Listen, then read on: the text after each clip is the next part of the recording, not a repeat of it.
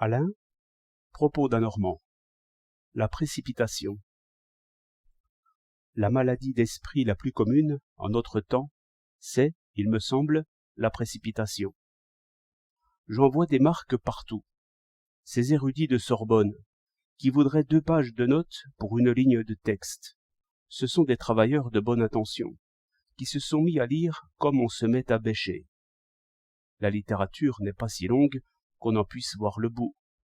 Ils ont tout dévoré, d'un mouvement réglé et uniforme, avec des pauses pour essuyer leurs lunettes. Et, tout en lisant, ils notaient tout sur des fiches, se faisant ainsi une espèce de carte réduite du monde des livres. Je ne sais s'ils ont relu. Je les soupçonne d'avoir relu seulement leurs fiches, ou, tout au plus, les pages remarquables qui étaient signalées dans leurs fiches.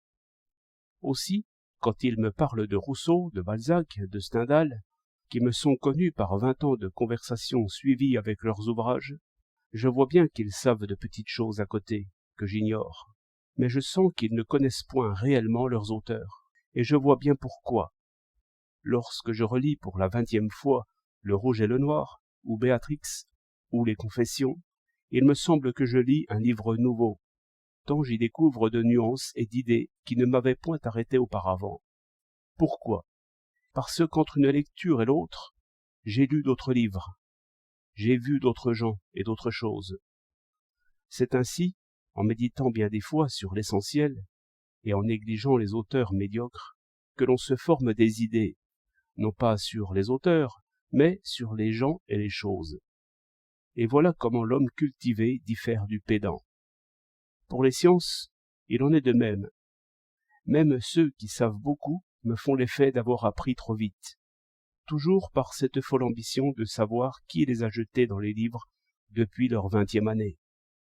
Ils n'ont pas pris le temps de méditer sur ce qui était déjà trouvé, et d'inventer de nouveau les théorèmes de Newton, ce qui fait qu'ils sont, à 40 ans, nourris de mots plutôt que d'idées, et niaisement sceptiques le plus souvent.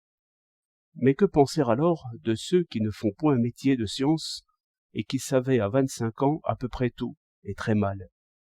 Il faut 1 an d'observation suivie pour arriver seulement à comprendre dans leur énoncé les problèmes astronomiques les plus simples.